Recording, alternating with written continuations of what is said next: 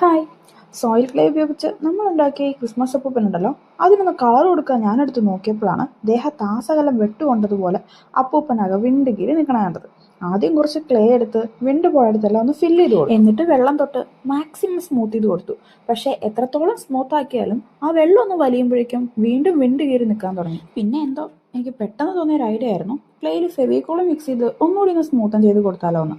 എന്ത് കെമിസ്ട്രിയാണ് ഇവിടെ വർക്ക് ചെയ്തതെന്നൊന്നും എനിക്കറിയില്ല. ബട്ട് തൽക്കാലം മുമ്പത്തെ അത്ര വിൻഡ് കീറലൊന്നും ഇല്ലാണ്ട് നമ്മുടെ അപ്പൂപ്പനെ പഴയ പോലെ ഒന്ന് ആക്കി കിട്ടിയിട്ടുണ്ട്. അപ്പൂപ്പൻ സെറ്റായ സ്ഥിതിക്ക് ഇനി നമുക്ക് നമ്മുടെ അപ്പൂപ്പനെ ഒന്ന് വർണ്ണശബളമാക്കിയേക്കാം. സോയിൽ ക്ലേ ഉപയോഗിച്ചുണ്ടാക്കുന്ന ഈ ഐറ്റംസിന് ക്രാക്സ് സംഭവിക്കുന്നത് എന്തുകൊണ്ടാണെന്ന് ആധികാരികമായിട്ട് അറിയുന്ന ആരെങ്കിലും ഇത് കാണുന്നുണ്ടെങ്കിൽ അതിന്റെ റീസൺ റെമഡിയും കൂടെ ഒന്ന് കമന്റ് ചെയ്യണം. ഈ ചാനൽ ആദ്യമായിട്ട് കാണുന്ന ആർട്ടും ക്രാഫ്റ്റ് ഇഷ്ടപ്പെടുന്ന ഒരാളാണ് നിങ്ങളെങ്കിൽ ഇപ്പൊ തന്നെ ഈ ചാനൽ ഒന്ന് സബ്സ്ക്രൈബ് ചെയ്ത് ബെല്ലൈക്കണം ഓൺ ആക്കി വെക്കുക.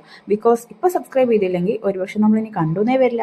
ഇനി ഇങ്ങനത്തെ വീഡിയോസ് ഒന്നും ഇഷ്ടമില്ലാത്ത ആളാണ് നിങ്ങളെങ്കിലോ, ആർട്സ് ആൻഡ് ക്രാഫ്റ്റ് ഇഷ്ടപ്പെടുന്ന നിങ്ങളുടെ സുഹൃത്തുക്കൾക്കോ സിബ്ലിങ്സിനോ മക്കൾക്കോ കസിൻസിനോ ആർക്കെങ്കിലും ഒന്ന് ഷെയർ ചെയ്തും കൊടുക്കുക. അങ്ങനെ പറഞ്ഞു പറഞ്ഞ് നമ്മുടെ അപ്പൂപ്പനിവിടെ സെറ്റ് ആയിട്ടുണ്ട്. കളർ ഓടി കൊടുത്തപ്പോൾ ആളൊന്ന് സുന്ദര കുട്ടപ്പനായില്ലേ. അപ്പൊ ഈ സുന്ദര കുട്ടപ്പന് ഇഷ്ടമായ ലൈക്കും കമന്റും സബ്സ്ക്രൈബും ഷെയറും ഒന്നും ചെയ്യാൻ മറക്കണ്ട കേട്ടോ. ആൻഡ് ഇതാണ് നമ്മുടെ ക്രിസ്മസ് ക്രാഫ്റ്റ് സീരീസ് പാർട്ട് 1. ഇനിയുള്ള അടിപൊളി പാർട്ടുകൾ കാണാൻ ആഗ്രഹമുള്ള ആൾക്കാർ ഇപ്പൊ തന്നെ സബ്സ്ക്രൈബ് ചെയ്ത് കൂടെ കൂടിക്കോളൂ.